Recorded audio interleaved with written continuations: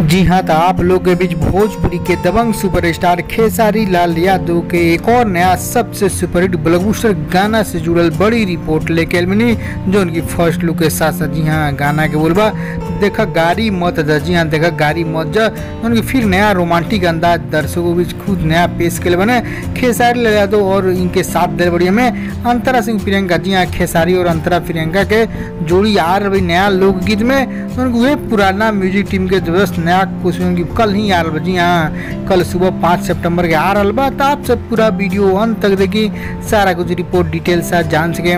उससे पहले को रिक्वेस्ट करें आपसे के यदि आप भोजपुरिया आर्यन चैनल पर नया बनी तो जुड़ जाए, सब्सक्राइब कर ली और एक घंटी की आप जो दबा दी।